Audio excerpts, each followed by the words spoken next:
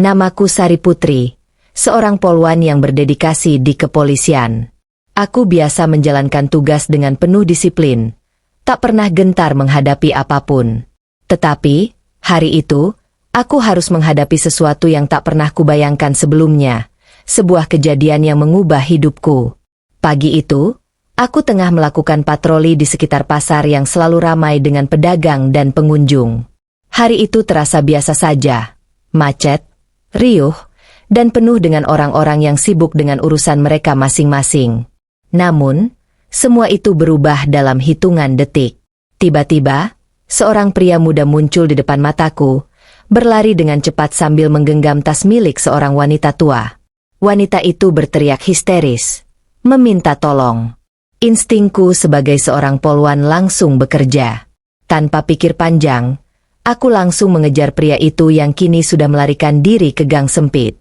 "Jangan lari!" teriakku, bersamaan dengan langkah cepatku yang mengejar si jambret.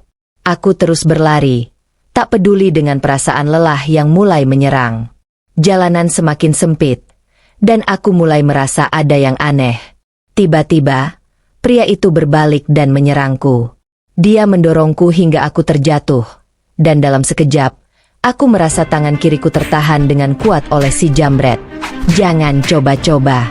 Aku takkan mudah ditangkap," teriak si jambret dengan nada penuh amarah. Matanya memancarkan kebencian. Aku berusaha melawan, menggigit pergelangan tangannya yang mengikatku. Namun, semakin keras aku melawan, semakin dia mendorongku hingga aku terdesak ke dinding gang. Aku tahu, jika tidak segera bebas, aku bisa jadi sasaran serangan berikutnya. Badanku mulai lelah, dan aku merasa jika tidak ada bantuan, aku akan kalah. Tapi kemudian, aku mendengar suara deru roda yang mendekat. Tak lama, seorang pria muncul dengan becak tua yang terdengar berderak. Tanpa ragu, pria itu melompat turun dari becaknya dan langsung menyerang jambret yang sedang mengikatku. "Apa yang kau lakukan pada polwan itu?" Pria itu berteriak dengan suara keras. Si jambret yang terlihat terkejut, langsung melepaskan cengkeramannya dan berbalik menghadapi pria tersebut. Mereka bertarung, dan dalam sekejap, pria itu berhasil memukul jambret tersebut hingga jatuh terpelanting ke tanah. Keadaannya begitu cepat berubah. Si jambret yang tadi begitu percaya diri, kini tergeletak tak berdaya. Pria itu menatapku dengan tatapan serius dan membantu aku bangun. "Kau baik-baik saja?" tanyanya sambil menarikku berdiri. Aku terengah-engah, mencoba mengumpulkan napasku yang sempat tercekat. "Iya, terima kasih. Kamu menyelamatkanku," jawabku sambil memandang pria itu. Pria itu hanya tersenyum dan mengangguk, kemudian menarik tangan si jambret yang sudah tidak berdaya dan membawanya ke arahku. Sepertinya ini milikmu," katanya sambil menyerahkan tas milik wanita yang tadi dijambret. Aku mengangguk dengan rasa terima kasih yang mendalam. "Kamu benar-benar menyelamatkanku. Tanpa kamu, aku tidak tahu apa yang akan terjadi," kataku dengan penuh rasa syukur. "Aku cuma tukang becak biasa, enggak banyak yang bisa aku bantu," jawabnya, seolah merendah. "Tapi kalau ada kesempatan buat bantu orang, kenapa enggak?" Aku tersenyum, merasa terharu dengan sikap rendah hati pria itu. "Nama saya Sari," kataku. "Nama saya Ari," jawabnya, masih dengan senyum yang sama. "Kalau ada yang perlu, jangan ragu untuk nyari aku. Becakku ada di luar sana." Aku mengangguk, meskipun ada rasa aneh yang mulai tumbuh di dalam hatiku. Seorang tukang becak yang bisa berani melawan jambret demi menyelamatkanku, itu bukanlah hal biasa. Sejak saat itu, hidupku berubah. Aku tak hanya menyimpan rasa terima kasih pada Ari, tapi juga rasa penasaran yang besar terhadap dirinya. Begitulah pertemuan pertama kami. Tanpa diduga, pertemuan itu adalah awal dari sebuah cerita yang penuh dengan kejutan, cinta, dan pengorbanan. Setelah kejadian itu, hidupku berubah perlahan. Ari, si tukang becak, bukan hanya sekadar orang yang pernah menyelamatkanku, tetapi ia mulai muncul dalam pikiranku lebih sering dari yang ku tahu. Aku, Sari Putri, polwan yang keras dan tangguh, ternyata juga bisa merasa lemah di hadapan seseorang seperti Ari. Setiap kali berpapasan dengan Ari, aku merasa ada ketenangan yang tak biasa. Aku yang selalu berpikir bahwa dunia ini harus penuh dengan ketegasan dan kewajiban, mulai melihat sisi lain dari hidup yang lebih sederhana dan penuh kebahagiaan. Meski keluargaku tak pernah menganggap Ari serius, bahkan sering mengolok-olok kami, aku tetap merasa ada sesuatu yang kuat dalam hubungan kami. Ari selalu mengingatkanku untuk tidak terlalu memikirkan tekanan dari luar. Kita hidup bukan untuk memenuhi ekspektasi orang lain, Sari. Kita hidup untuk diri kita sendiri, dan kita harus bahagia dengan apa yang kita miliki. Katanya setiap kali aku merasa tertekan dengan ocehan keluargaku yang merasa aneh melihatku menikahi seorang tukang becak. Meskipun hidup kami penuh dengan keterbatasan, aku tak pernah merasa kekurangan dalam hal cinta. Ari bekerja keras untuk memenuhi kebutuhan kami, sementara aku tetap menjalankan tugas-tugas kepolisian dengan dedikasi tinggi. Kami bahagia dengan cara kami sendiri, meskipun seringkali aku harus mendengar ejekan dari keluarga besar yang terus-menerus meremehkan hubungan kami. Polwan cantik kok mau menikah sama tukang becak? Apa kamu nggak malu, Sari? Omong ibu setiap kali kami berkumpul di rumah. Aku hanya bisa menahan diri. Setiap ejekan itu membuat hatiku sakit. Tapi Ari selalu ada untuk menenangkanku. Yang mereka katakan nggak penting. Yang penting kita bahagia, ujarnya sambil tersenyum lembut. Kami tetap berjalan bersama, meskipun dunia luar seolah berusaha menghalangi. Aku tahu, meskipun keluargaku meragukan, hatiku sudah memilih. Ari adalah bagian dari hidupku yang tak bisa digantikan. Setelah beberapa bulan menikah, aku hamil. Kami berdua sangat bahagia. Kehadiran buah hati yang dinantikan membuat hubungan kami semakin kuat. Namun, kebahagiaan kami seolah terhalang oleh pandangan negatif dari keluarga besar kami. Ketika anak kami lahir, mereka datang dengan wajah cemberut. Tidak ada kata selamat yang keluar dari mulut mereka, hanya cibiran dan ejekan. Mereka mulai mengolok-olok anak kami, menyebutnya anak tukang becak, yang tak akan bisa mencapai kesuksesan apapun dalam hidup. Kasihan, anak ini pasti akan hidup miskin seperti ayahnya. Apa yang bisa diberikan seorang tukang becak? Ujar pamanku dengan nada mengejek, sementara ibuku hanya diam dengan tatapan penuh kekecewaan. Aku merasa hatiku dipenuhi luka. Tidak hanya aku, tetapi Ari juga merasa sangat terluka oleh penghinaan ini.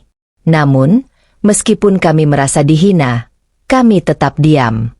Kami tahu bahwa jika kami melawan, itu hanya akan menambah masalah. Kami lebih memilih untuk fokus pada kebahagiaan kecil kami, dan pada cinta yang kami miliki untuk anak kami. Jangan pikirkan mereka, Sari. Kita akan buktikan pada mereka bahwa kita bisa bahagia meski dengan apa adanya, kata Ari dengan senyum yang selalu membuatku merasa tenang. Namun, aku tak bisa menahan perasaan sakit hati setiap kali keluarga kami datang dan mulai mencemooh.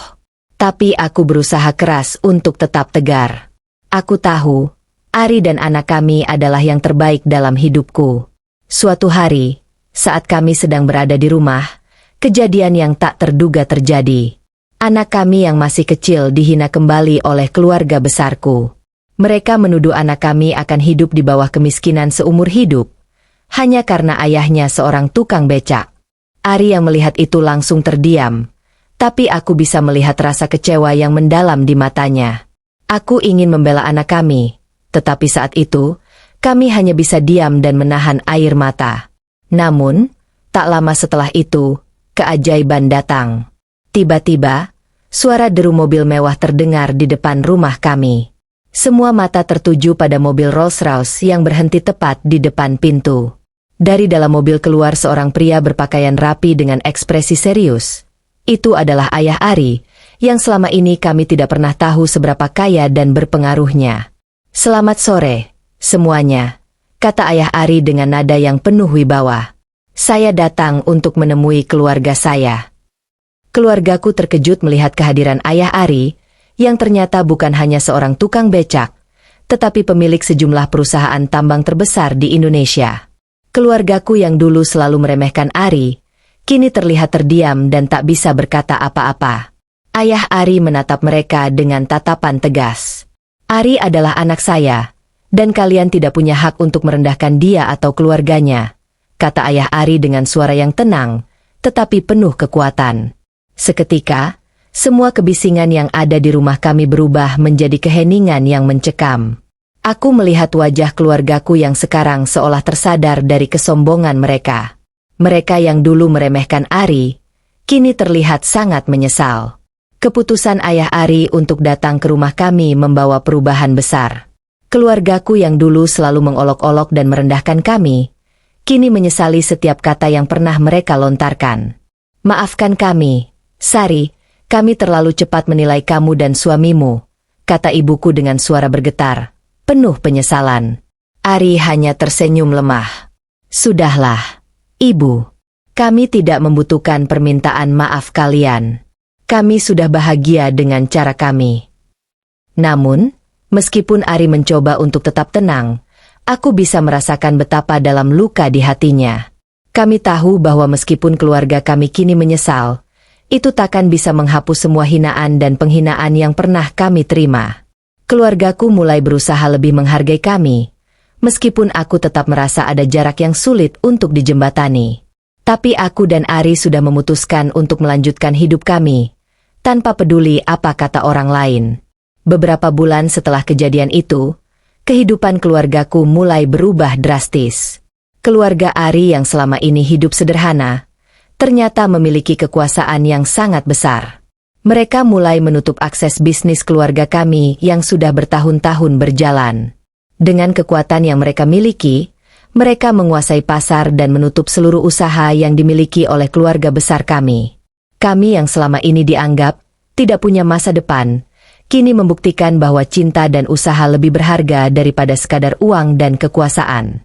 Meski begitu, aku tidak pernah menginginkan kekayaan atau pembalasan apapun. Yang aku inginkan hanyalah kebahagiaan bersama Ari dan anak kami. Keluargaku, yang dulu meremehkan kami, kini harus menghadapi kenyataan pahit, kejatuhan yang datang karena kesalahan mereka sendiri. Sementara itu, aku dan Ari terus berjalan bersama, membesarkan anak kami dalam cinta dan kebahagiaan yang tulus, tanpa terpengaruh oleh dunia luar yang penuh dengan kesombongan. Ari, si tukang becak yang pernah menyelamatkanku, kini bukan hanya menjadi suami yang luar biasa, tetapi juga seorang pria yang penuh dengan kasih sayang dan tanggung jawab. Bersama anak kami menjalani kehidupan dengan penuh rasa syukur. Kami sudah tidak lagi peduli dengan apa yang orang lain pikirkan. Kami tahu satu hal, bahwa kebahagiaan sejati datang dari hati yang tulus, bukan dari kekayaan atau status sosial.